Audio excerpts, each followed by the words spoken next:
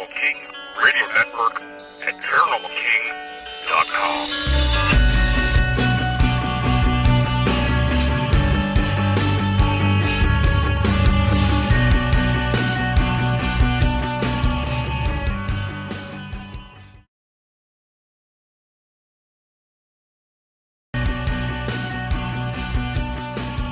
Welcome to the Paranormal News Insider for the week of May 31st, 2022, the last day of May. And this is officially episode 517 for the week of May 31st. And this is your host, as always, Dr. Brian D. Parsons, and we are live on the Paranormal King Radio Network at ParanormalKing.com. Yes, last day of May. We had Memorial Day yesterday, so I guess that means it's officially summer. Well, at least here, United States, and that's kind of how that's dictated by, I guess, the shopping and the pool's open and all that fun stuff. So, it's not really officially summer technically until June 21st, but why not? Here in Ohio, we just had snow on the ground probably not even 2 months ago, so I'll take it. If summer is here, I'm excited for it. Why not? Yes, very hot today, so it feels like summer to me. It was peaked out at over 90 degrees Fahrenheit here, and it's currently 86 and sunny where I'm sitting. Well, not where I'm sitting, but outside of where I'm sitting. It's not that hot here in the studio. It's a cool 71.6 degrees where I'm sitting, but you didn't come here for the weather. You came here for the paranormal news, and we've got plenty of it tonight. We've got a lot of UFO and ghost stuff. It's weird. Last week we didn't have any cryptid news, and this week, no cryptid news either. I don't know what's going on. Some fake Bigfoot hoaxed videos are still making the rounds, and they're still talking about that Loch Ness Monster sighting from like 2 months ago, and nothing else is swirling in the wind. It's weird. I don't think I've ever gone 2 weeks without talking about something in the cryptid news, but we got plenty of stuff to make up for it tonight, especially in the UFO news. A lot of stuff coming out, a lot of stuff swirling after, the public congressional hearing. Still a lot of fallout from that.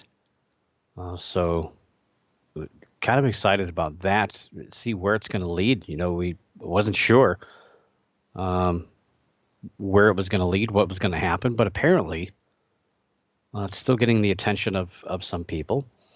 And one of those people, well, I guess it's not really people, but an organization in our first UFO news story. I think it's a pretty big story, kind of a change of, I don't know what you call it, kind of attitude or their belief in all of this stuff. NASA, the National Aeronautics and Space Administration, is on board with helping to search for UAPs.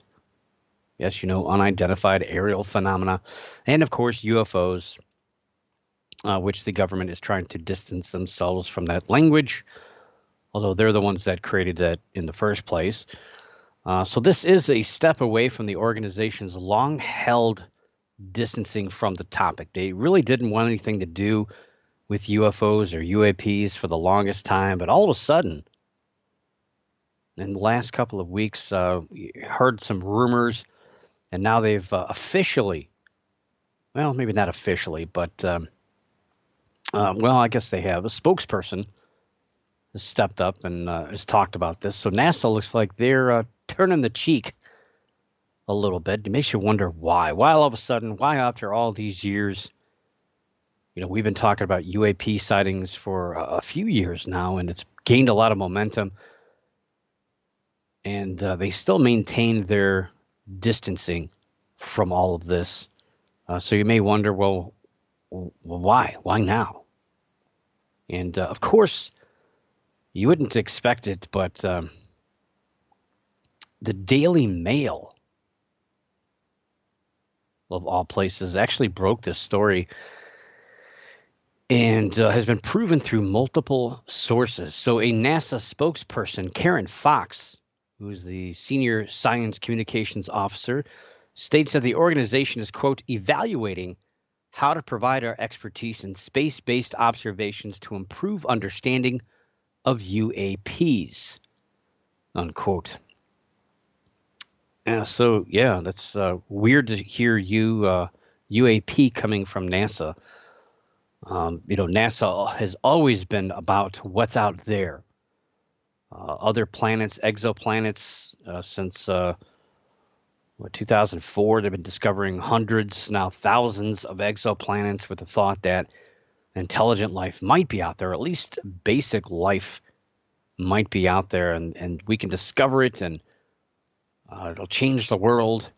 Meanwhile, all the UFO enthusiasts are saying, hey, NASA, I want you to look on this little blue ball here first. And that does make sense. But, it wasn't NASA's thing. But now they've kind of, I think they've kind of been asked to do so. So Karen Fox also added, she said, quote, the limited number of high-quality observations of unidentified aerial phenomena, which includes reported objects that cannot be immediately identified by individuals, currently makes it impossible to draw scientific conclusions about the nature of UAPs, unquote. So, yeah, it's a little bit of incentive with the little S with those two straight lines through it. Yeah, that's what it's all about. It's all about money. They stated here in this article that NASA has, quote, consulted with multiple government agencies, unquote, into how they can assist. But they have denied that they are setting up their own dedicated UAP office, which that wouldn't really make sense anyway. You don't need separate individual offices as long as they're getting reports and putting them together in the way that the main organization wants them to, and giving that information out. Hopefully, it's not classified or redacted beyond belief. It should only be really one office that's disseminating all this information anyway. When you have multiple layers, that's when things go wrong.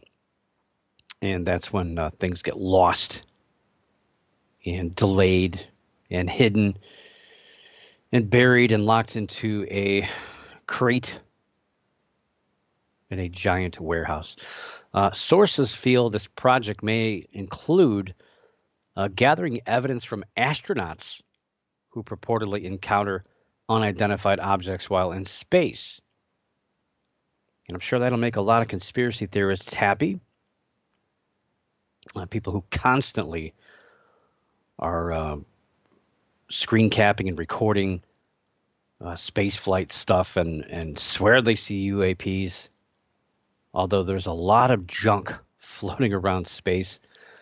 And it's really hard to get good perspective when you're looking at a video of just how vast and how far you can see when you're up there, and all the little things that look a lot bigger than what they really are. But they have reported strange things flying around up there, so maybe it's time that we can move the veil on that as well. We're talking about pilots and other people. Well, astronauts, they're spending a lot of time observing. And what better vantage point than up there in space, looking down. And with that, sources also state that the Pentagon's UFO team has requested camera footage from the space shuttle missions that actually deal with some of their investigation efforts. That goes way back. Space shuttle missions. So that's pulling some old archive footage, some VHS cassettes out of the drawer, probably. That's going back quite a ways with that stuff. But NASA is always looking for potential life in outer space, and now it's nice that they're turning the cameras back toward Earth to hopefully try and find something intelligent here. We don't think we have yet, so it's not likely. I feel this isn't so much a scientific move as they seem to indicate. They talk a lot about science in this article and discovering things, and I don't know. I think they've been asked to do so in a nice way, but a political one is pretty evident. NASA has always, like I said, always stood adamant that there are no such things as UFOs, and that we have a much better chance of finding intelligent life in the exoplanets and other solar systems and other galaxies and other just not here, not in our solar system, and especially not around our planet. So what's changed? What has gone on? I mean, obviously the public outcry and the meeting a couple of weeks ago shows that the general public is concerned. Politicians are concerned. Whenever politicians are concerned, there's money moving around. So if the politicians are concerned about this and this is becoming a public thing, the public is going to want money spent. And you got to go where the money is. So financial funding will definitely be going toward these projects. NASA's budget is about 0.5%, 0.5, not even 1% of the total annual federal budget, which is set forth by the United States Congress.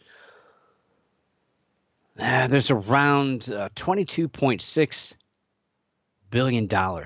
billion spent for NASA. $22.6 billion. I would take 0.5% of that.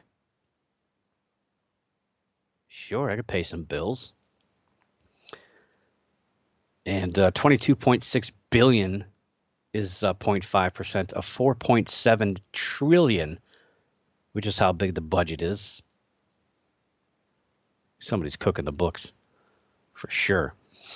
And if you look back, the race to the moon and the national security threat way back, you remember that times, back in the 1960s, there was the national security threat by the Soviet Union. The public was concerned. We were, raring to go to the moon. It's a space race. We had to win. And that led to the 1980s, the hockey game, I guess, in the Olympics. But anyway, at that time, the 1960s, there was an all-time high of 4% of the national budget shoveled to NASA to strap together some rockets and get us to the moon.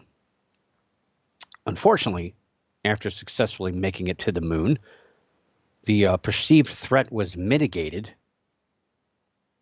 And after the public didn't really care too much, the budget dried up. So NASA is well aware of how all that stuff works. And you got to go where the money is. So I think there's a huge financial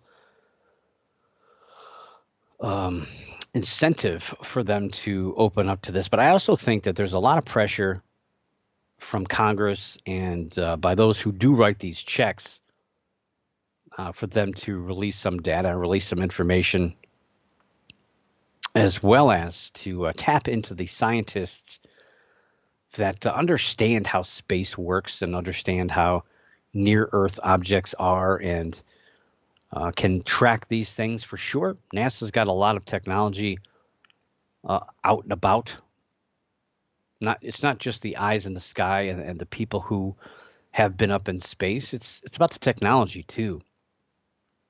And since it's on the payroll, I'm sure they're being reminded, hey, we check your budget every year.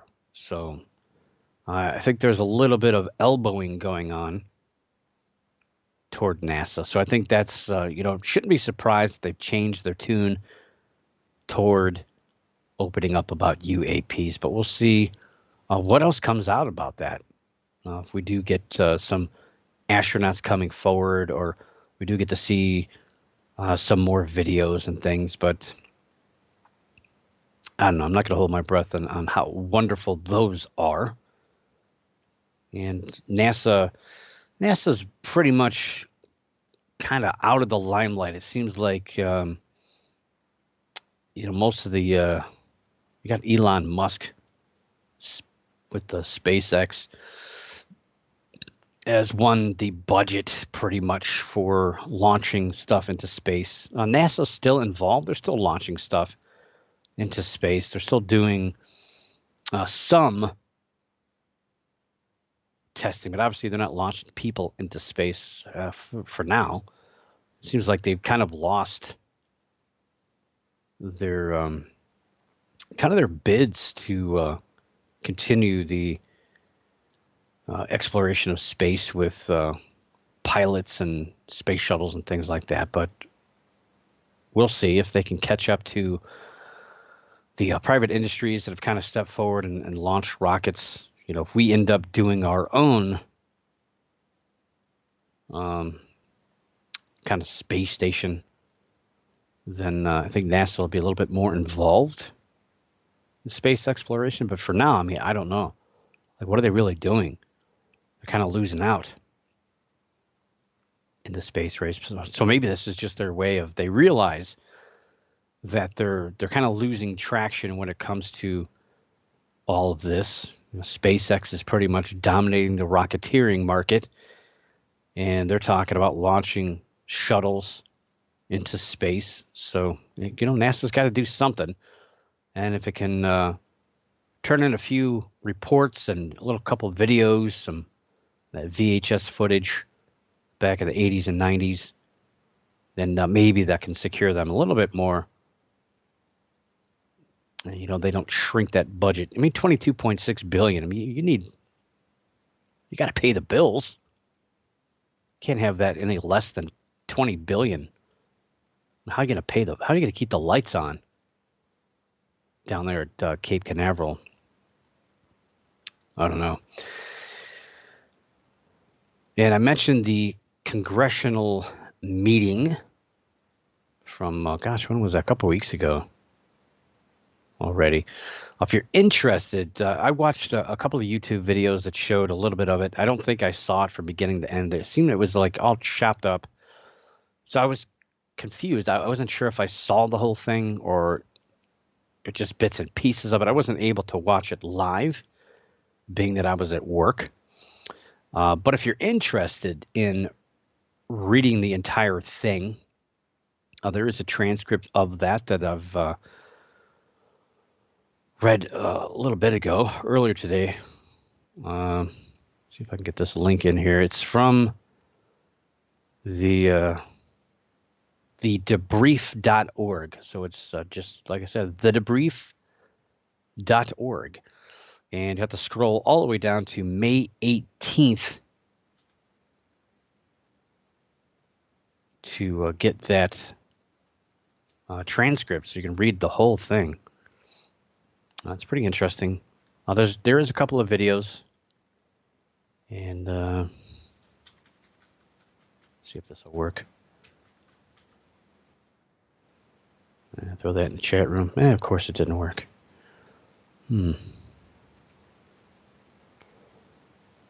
Well, we'll see. Anyway, yes, the debrief.org, and you can see the entire transcript. There it goes. You got it. Pretty interesting. Not really anything mind-numbing, but some kind of, I don't want to say misquotes, but some stuff they'll take a little bit out of context, I feel. Reading the words versus what I was seeing plastered all over the internet. I think some things, like I said, were taken a little bit out of context from their intended meaning, but it's a little bit different when you read the words versus hearing them spoken. And of course, it was all there to swirl the public. Yes, the slash at the end. I'll figure it out one day. So yes, all this UAP excitement. Everyone's all wound up about it. And, I said, well, what's next? What's going to happen? We had this congressional thing, first time in 50 years. People are all excited. What could possibly happen next? And I said it. I said, well, we'll watch. We'll probably get some leaked stuff. Probably won't be all that great, but we'll get some more leaked footage for sure. And sure enough, I was correct. So we did have this NASA kind of out of the box thinking on their part, stepping forward and saying, yes, we're going to get involved. But now, also from the debrief.org, there's new footage. New footage recently released that, of course, wasn't just filmed. It's a couple of years old, 4 years old, almost 4 years old. It was taken aboard a U.S. Army AH-64 Apache helicopter. Those things are sweet. A little bit bigger than the Cobra. I like the Apache. Reminds me of Blue Thunder. Anybody remember Blue Thunder? 1984 movie. Roy Scheider. No, it doesn't ring a bell. It was a TV show too. I think it was only one season. It's a pretty good show. I like the movie though. One of my favorites. Got it on VHS somewhere. Anyway, the AH-64 Apache attack helicopter was conducting a training flight in Arizona. The footage was taken back on November 6th, 2018, and shows three small objects filmed with a targeting and imaging forward-looking infrared camera. Yes, a FLIR, which it seems like all of this stuff that's been released in the last couple of years is all FLIR related.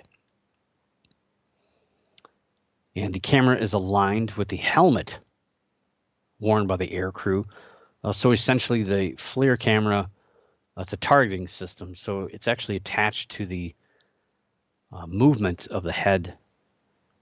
I don't think it's the pilot, probably of the gunner, the co-pilot, which I think in an Apache, they would sit to the left of the pilot if you're inside the cockpit, where the Cobra, they sit up and behind, I believe. Yeah, and the same thing, we're talking about Blue Thunder, they had the same thing. You watch that, they showed the helmet moving and the giant gun in the front would move. So it's the same concept, but instead of a gun, it's a camera. I'm sure they have the same thing with the gun. They probably just flip a switch and it goes to guns and they can blow stuff up that they're looking at. Pretty cool. The video accompanies a story released by, again, the Debrief, in which they also mention the February 9th, 2021 Tucson Police Department air support encounter, which we talked about here on the show, is really a weird story. Probably a lot of people don't remember, but as soon as I saw that they were talking about Tucson, I clicked with me. So the Tucson Police Department air support encountered what they called a modified drone. And this drone was performing some really outlandish maneuvers. It wasn't defying physics or anything. It was just performing it in a manner that was very inconsistent with any commercial drone. Nothing you're going to buy at a toy store or hobby shop or anything like that, online or anything. Highly modified. This thing was able to outrun a police and border patrol helicopter while performing high-speed maneuvers over many miles of land. Now, that's something that obviously normal drones can't do. They would lose control of their, the controls, because the signal is only going to go so far. So they think that maybe they had a chase vehicle involved in that incident, or this was done somehow by remote. Something that normal drones, again, would not be capable of doing. And this happened over 45 minutes. And what's funny about that is there was a few moments where it looked like the drone was kind of out of control, as if maybe it was losing the signal or it was running out of battery, which that's an awful long time. 45 minutes is beyond the normal battery capability of a drone, unless this was fueled by something else, which they didn't get too specific about exactly what they saw. And the helicopter actually ran out of fuel. They had to turn back. Well, it didn't run out of fuel, but had to turn back due to low fuel. So they didn't crash over Tucson. Strange. So they had to break off the chase. So back to this November incident with the Apache attack helicopter. Happened about 40 miles northwest of Tucson, Arizona, which there begs the question, were these incidents related? Happening fairly close in time together, the end of 2018 and the beginning of 2021. So makes you wonder, are these related? Was this the same object, or was it testing of something very similar? Now, if you've seen the video, I don't think it's that remarkable. It's very hard to see what's moving. You can tell. I don't know how they tracked it, or if they actually saw it by eye. Well, obviously they did, because the helmet would track it. So they were watching whatever this was. But yeah, it's not very remarkable when you're watching it. I watched it on my computer on full screen, and I was trying to figure it out. And I almost was late to the show tonight, reading the story. The movement of these objects, there were three unknown objects, kind of like balls of light, I guess. But again, you're looking through a FLIR, so anything warm is going to look white anyway. It's going to look that's hot. It's going to look white. But whether it was an actual ball would only be known by the people who are looking at it, because a FLIR is going to change the shape of an object. What you're seeing is the shape of the signature of the object, not the object itself, if that makes any sense. So the description, when you're reading the story on the debrief.org, it says, quote, as they approach the foothills of nearby Pikachu, it's not really Pikachu, it's Pikachu, Peak. I like to say Pikachu. Sounds cute that way. The three unknown objects suddenly appear to rotate around each other as if revolving around an unseen axis, all while maintaining a steady eastward trajectory. After several rotations, the objects then resume an obtuse triangular formation before speeding out of sight as the Apache begins to take off. So the Apache, say unquote, so the Apache is sitting on the tarmac, and you could see the runway numbers, and the helicopter is getting ready to hover, to take off, and they're watching these objects apparently. I'd love to hear what was going on in the cockpit. Love to hear what they were talking about in the cockpit, but interesting. So near this Pikachu Peak, I'm not sure exactly if that was the area where the helicopter, the other helicopters, chased this the object in 2018 or not. So you wonder, were they related? We're not sure. So apparently in the video, I didn't hear anything, but they say that in the video, the Apache pilot could be heard interacting with air traffic control and requesting permission to take off. There was no mention by air controllers to the pilots or of any aircraft in the area, which if you're doing military operations, you're going to be clear. They're going to see something. So obviously nothing showed up on radar, or otherwise they wouldn't. They probably would have scrambled some jets to take a look at what was going on.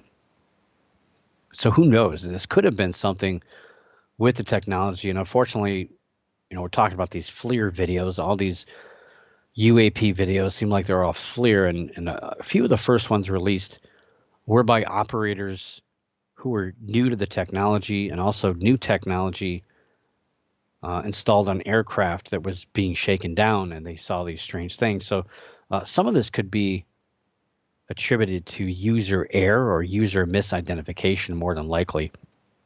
And that might be what we're seeing here. These objects moving around might just be artifacts of the sitting in the cockpit on the tarmac. It might be heat or something else creating these images that we're seeing. There's really no mention of them actually seeing physical objects. So we'll have to see. But I think that's all they released. There's really not a whole lot left to go on, but it's interested to see if more will come forward. I'm sure we'll see more videos like this one in the future that really don't have much in the way of explanation. They're talking about this thing being 2 nautical miles away. There's a lot of people that are thinking that they're figuring this out or that this is a UFO, but once this information gets out to other people, I'm sure we'll see a little bit more dissemination of what possibly we're seeing or good explanations of potential logical explanations. But so far, this is fairly new. The story broke, was it the 27th? So, yeah, it's been a few days now. I haven't heard much in the way of other people disseminating it, but we shall see. I'm sure we'll hear more about it. Just like we'll hopefully hear more about NASA and what they're doing or what they're up to and what they're going to film. And hopefully all that stuff won't be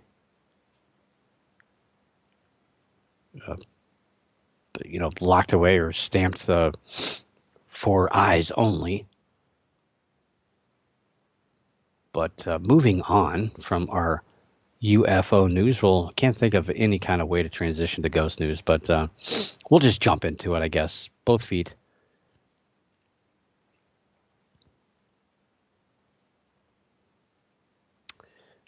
So night vision is it's infrared, so that's pretty much the same thing. FLIR is actually a brand name. Forward-looking infrared it's the name of a company, pretty much. FLIR. When people say FLIR, it's not just a type of camera; it's the brand of a camera.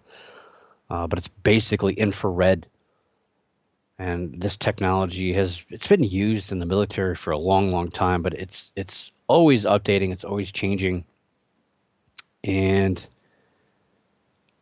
not everyone's used to using it. And I've seen one of the original ones. They kept flipping through the different views, and that tells you right there they don't know what they're doing. Each channel that you look through on infrared channels, whether you have a camera, a binocular, a video camera, you can use different settings. The guys on Finding Bigfoot like to use the color, where the ghost TV shows, they use, I guess they use the same kind of thing with the color, but if you're a fireman or other people are trying to see shapes in fires or in the dark, they're going to use the black and white because it's easily, you're not seeing other things. You're just seeing plain black and white. You're seeing heat and cool, which is really all you need to see. The fancy colors just look really cool on TV. That's about it. But it can kind of fool you into thinking you're seeing something that you're really not, due to refraction and reflection of heat objects. Rocks, even trees will hold heat. Rocks will hold a lot more heat than a tree. Grass really doesn't hold anything. Bushes and all that, they don't really hold heat too much if we're looking through an infrared camera. But trees can be mysterious. Exposed branches, especially those facing southward toward the end of the day, will hold a little bit more heat than other parts of the tree that were covered. And if you don't know these things, you're looking through these cameras, especially think about the Ghost Hunters TV show. One time, they all freaked out about seeing an object in a room with them. But previously, in one of the night vision cameras, person was leaning up against the wall. So the infrared camera, which detects heat, whereas night vision is similar, but it's not picking up heat. It's just, I guess you could say, it's blowing up what ambient light is there. So you're seeing things almost what you would in the daytime, because it's taking the light, it's overexposing it, so you can see it. I think that's a better way to explain it. But there's one of the two ghost hunters. I forget what is. I was leaning up against the wall, but anyway, they moved the infrared camera to the wall, and you could see the shape outline, and everyone jumped like, "Oh my gosh, there's a ghost in the room with us!" No, it was just the residual heat of the person leaning up against the wall. And you'll get that with the infrared cameras. People that you can get where somebody touched the wall, a few minutes later, it'll still show the heat signature if it's, if the temperature is good enough to hold that, or the object is good enough to hold that. Like, you hold a spoon, create heat from it, and you'll see that heat sitting there for quite a while on those things. But anyway, ghost news. Speaking of FLIRs and seeing in the dark and ghost hunters, we talk a lot, and I stop and think about some of the stories I do talk about here on the ghost news. I went on a quite long rant about ghost adventures last week. A well-deserved rant, by the way. And stories that we talk about here in the ghost section are generally about people who trespass, they burn things down, they damage places, or they're just doing very unscientific things, or again, we're just complaining about paranormal television shows. However, this week, I want to share a very positive news story that doesn't look like it got much traction, but came across my desk. And it's the kind of story that I like to talk about. I would rather talk about than complain about Zach Bagans for 25 minutes. It's a very positive news story that it kind of symbolizes where the ghost field came from, what it used to be, what it used to mean to me a long time ago. You don't hear too much about this kind of stuff. Some groups still do these sorts of things, but it's a pretty much unheard of.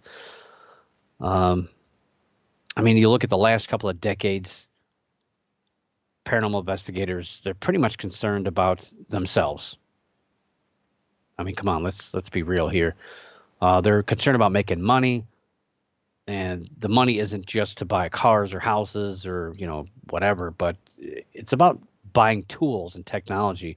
It's about getting trips to haunted locations. Waverly Hills isn't free.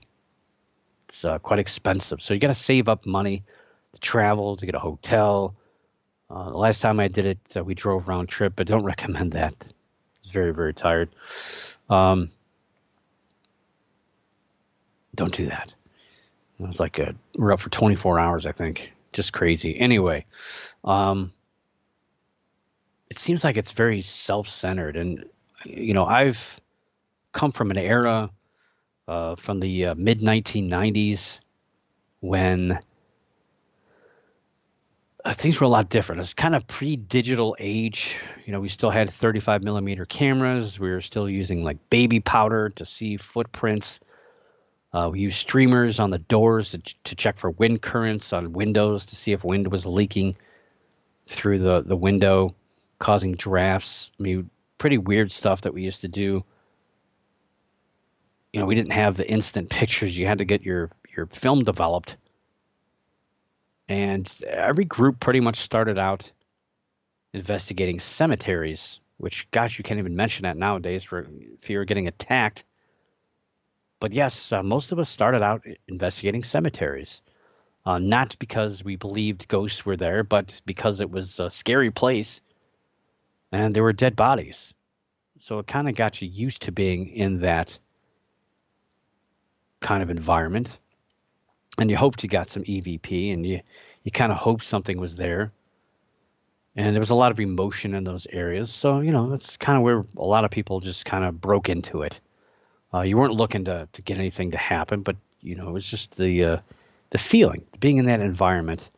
And most of us did that long before ever setting foot into anybody's home to try to help them or get involved with some sort of haunting or whatever's happening in their home. Probably took us, when I formed my group, we probably did it way earlier than we should have, but it was still almost, say, 8 to 10 months, maybe. I don't remember. But I was reluctant. I didn't feel like we were qualified. And now groups, they just, the shirts don't even come in the mail. The website's not even done. And they're already in people's homes telling them that it's haunted, giving them their reveal DVD and asking if they could put it on their YouTube channel. That's just where we've gone. It's the culture. Thanks, TV shows. All right, I promised I wouldn't rant about the TV shows, but they helped, but they didn't help. People claim that the TV shows, Ghost Hunters, when it came out in 2004, people claim that started it all, that after that everybody got into the field. Well, it was popular before that. And the TV show was kind of in reaction to the large underground thing that was going on. I mean, those of us who were around, we saw it. It was getting big. Around the year 2000, the internet was taking off. And you saw a lot of people getting together, a lot of people talking, a lot of new groups popping up. So it was just a matter of time. And it just kind of brought it to the masses anyway. But anyway, I'm getting way off topic. Well, not really way off. But yeah, we've kind of gone down that monetary road.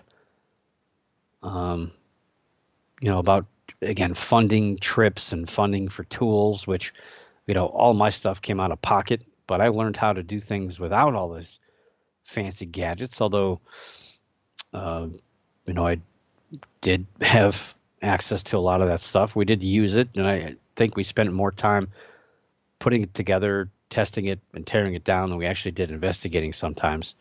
And I think it really took away from the human factor, but that's just me. But, sometimes raising money is a good thing.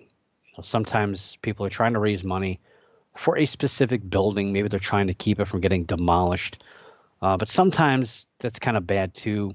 I know my group we got into this kind of situation more than once where we were trying to get involved with the building. So we kind of sort of lay claim to it, make it our own kind of testing ground.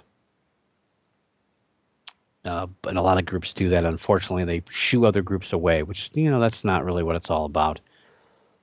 So, every group, I'm not saying that I was better. We kind of got swept up into that too. And that's one of the reasons why I decided to hang up my acronym back in 2015. And then there comes the Commonwealth Researchers of the Paranormal.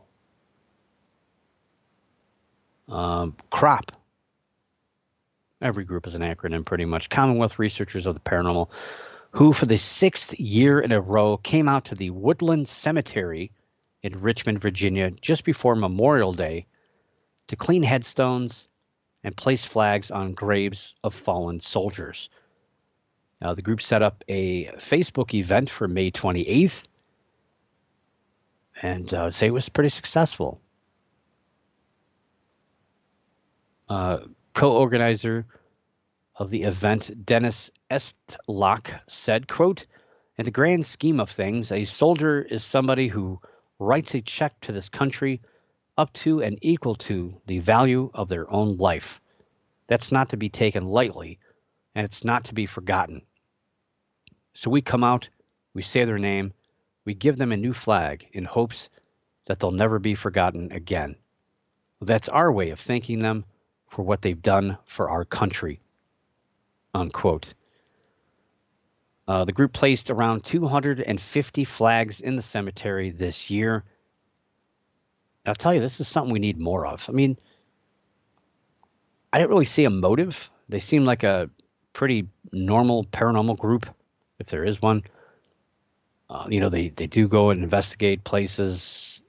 They do, the ghost hunts and the paranormal investigations, which to me are still two totally different things, although most groups approach it the same way, which you really shouldn't. But to get involved in the community, I think, is extremely important. I mean, I've kind of asked myself this, and I've asked other groups, what have we done? What has your group done for your community? Going to somebody's house, telling them it's haunted, giving them your take on it, and then packing your Pelican cases up and leaving.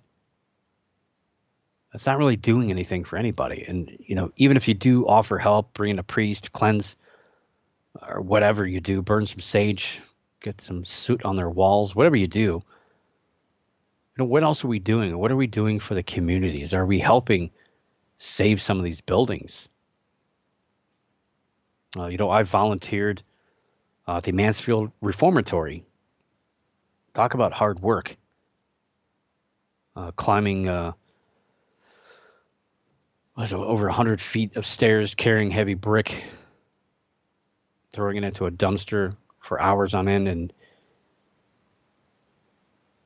not a lot of fun. It was pretty hard work, but it was, it felt good to give back to a building that had character, and a building that you could, spend a lot of time in that building, and it's worth saving. It's not worth saving just because it's on the map. It's a haunted location that people go and they investigate, and they do group tours or paranormal tours, but it's also ingrained in our culture. It's goes back to the Civil War time. Also being a prison, obviously, and I don't know. You might have heard of a movie called Shawshank Redemption that was partially shot there. Not the whole thing, partially shot there. It's pretty cool. The bullpen where you set up your equipment's in there in the beginning, which is pretty neat. There's a few movies that were shot there. Some stuff is still left behind in there from those movies. So, some of these paranormal places, they have other things attached to them, not just ghosts, that is meaning for them to be saved. And in the case of this Commonwealth Researchers of the Paranormal, cleaning off headstones and putting out flags may not be a huge deal, but it shows the community that they care, not just about ghosts, but to honor those who have died instead of trying to capture or will them away. And it's nice to look to our past and never forget where we came from and those who allow us to live in the way we see fit. That's a nice Memorial Day story. I appreciate them for doing what they did. Again, kudos to the Commonwealth Researchers Paranormal Group out of Richmond, Virginia, for actually helping the deceased and helping their community, keeping things clean. It's not always a fun thing to do when you hear about other groups trespassing and tearing up things. Unfortunately, I've been a part of a community group that went in to clean up damage caused by ghost hunters going in and knocking things over, destroying things. Kind of aggravating. But we're not all in it for the same stuff. But ask yourself, if you're a paranormal investigator, you're running a group, what have we done for our community? Everyone claims to be nonprofit organizations, even though you're probably not. If you haven't filed paperwork with your state, you're not officially a 501c3. You're not technically a nonprofit organization. Putting that on your website doesn't automatically get you that tax status. But volunteering in the community, whether you're a nonprofit or not, I think it's important. Help save something. Help clean something up. Even cleaning up a road of trash, which is you don't see those signs too much anymore, but it used to say, this section of highway owned by so-and-so and such and such. That used to be the big thing. But I don't know. Do something. That's all I'm saying. Anyway, the biggest story this week, talking about money and buying things. Some people save up for tech. Some people, want the fastest car, biggest house. What about an old house? What about a super haunted house?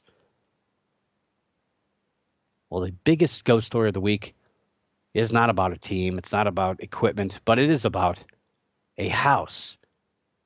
The home that inspired the 2013 movie The Conjuring was up for sale. It's been up for sale for a while. Was actually investigated by the famous Ed and Lorraine Warren back in 1971. The home was recently sold for $1.5 million. $1.5 million. That's a lot of cash. That's a lot of ghost hunts.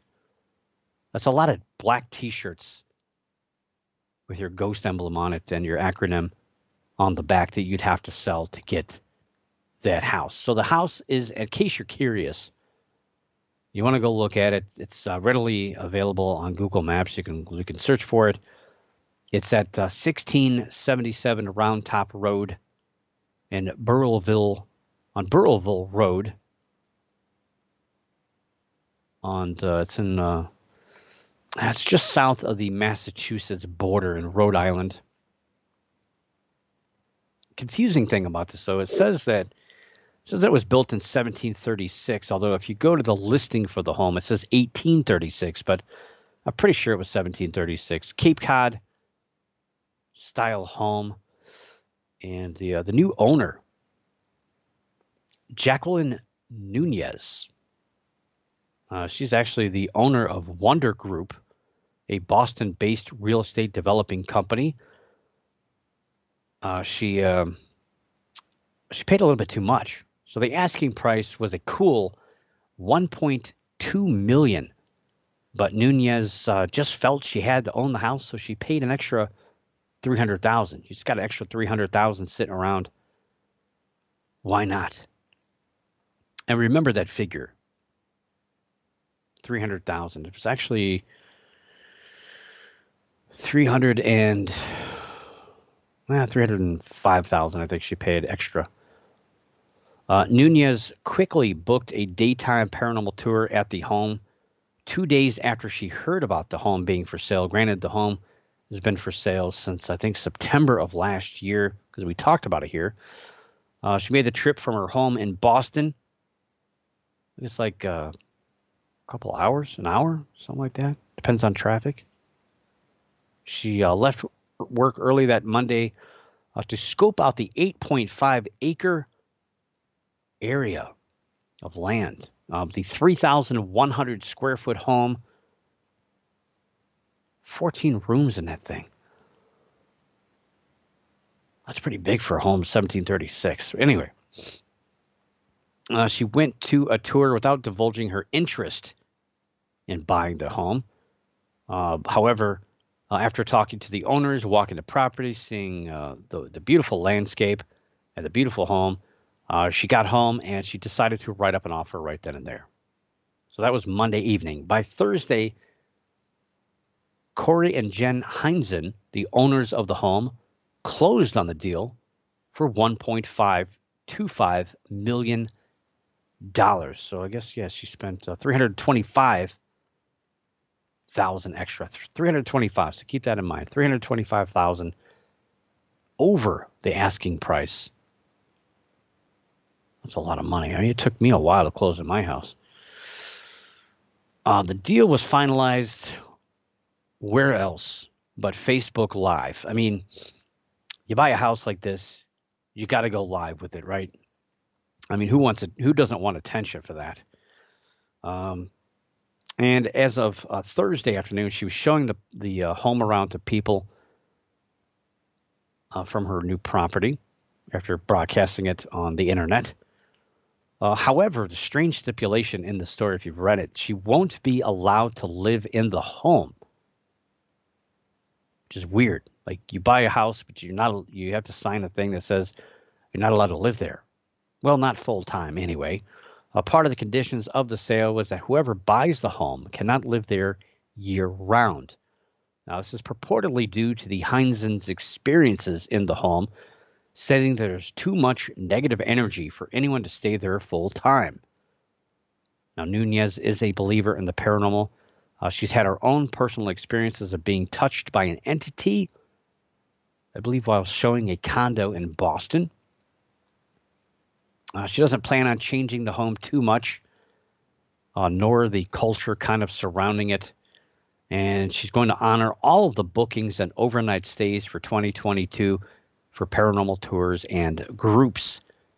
She said her reasons for buying the home were personal, but she also plans on continuing to keep the home open to paranormal investigators. So she states that she's got to make some money. She's paying for it. So it looks like she's going to continue to use the property to generate some income. And one of the reasons why the home was on the market, you might wonder, why sell the home? Is it because it's haunted? People are freaking out about it. But no. One of the highest reasons that this property has been sold was due to frequent trespassers to the site, which obviously, if you're broadcasting this story on Facebook Live, and this is carried by a lot of newspapers, it's not going to die down anytime soon. No pun intended. The home was put up for sale again last September for $1.2 million. Now remember, Nunez overspent $325,000 just to get this thing. I don't know what the deals. I don't know what the stipulations or why. And the Heinzens, they bought the home from Norma Sutcliffe back in 2019. Again, I think we talked about that here on the Paranormal News Insider. And they paid, the Heinzens are a paranormal investigation group who have been to a number of places and now own this property. But they turned around, just 2 years' time, sold it. Now, the Heinzens bought the home from Norma Sutcliffe. They paid a whopping $439,000. Wowzers. That tells you what the home market is right now. They got a pretty good return on investment. Flipping that home for that much money, that's a pretty good deal. And they almost got what they paid for it from the difference in what the asking price was. That was kind of my thing behind that. But the previous owner, Norma Sutcliffe, had a lot of problems with trespassers, and she went so far as to actually suing Warner Brothers in 2015 over the movie The Conjuring due to the high amount of trespassers to the property, which did lead to her selling the home at a seemingly pretty steep discount just to get out from underneath it. And I would say that the new owner is going to have the same problem. Going to have to invest in some fences, some security, some cameras, rent a cop, something, a little Segway patrolling the property, something. But it's going to happen. It's on the map. People that go to that area. I mean, Boston's a pretty big metropolis. There's a lot of cities. It's not too far away from a lot of places. So, man, I regret it too. I actually was in the area once and had been up. I got stuck in somewhere in New York, I think, too long. We were headed through that area and took way too long. Or I would have gone by that house. Pretty cool. Anyway, so yeah, it begs the question. I see the question in the chat, I should say. Is the UFO hearing this year's top story? Well, it might be. And now that it's the end of May, as the calendar turns to June, in just a few hours, 3 hours from now, the year is halfway over almost as we get through the midpoint of June. So coming up in a few weeks, we'll stop and we'll take a look back so far at 2022 and kind of look at that. We'll explore what have we seen so far this year? What could possibly be the big top stories of 2022 so far? And where are we headed next? Usually like to do a little bit of year in review, mid-year year in review, because we do tend to forget about stories that have happened earlier in the year. But I'd say, yeah, that UFO hearing is pretty high up there as far as the paranormal stories are concerned. And hopefully we'll continue to get some big stories, and we'll explore that next week. I don't know if we'll talk mid-season next week. It depends on the news, but it's possible that we'll cover that topic, look back. Now I'm kind of thinking I want to kind of start looking at some stories, see where we've come already. But that being said, we'll wrap it up for tonight. Appreciate everybody for showing up in the chat room, listening live wherever you're at, all over the world. Yes, I see you in England. I see you watching. That's cool. It's kind of late for you, but that's all right. I appreciate you staying up late. And you in California for getting, let's probably listen on your way home from work. Appreciate that. And I will see you next week. I'll try to be here on time. But for now, keep your eyes in the skies, your ears in the woods, the hair standing on the back of your neck, and always keep your mind slightly ajar. And above all else, don't stop believing. For the Paranormal News Insider, this is Dr. Brian D. Parsons reporting.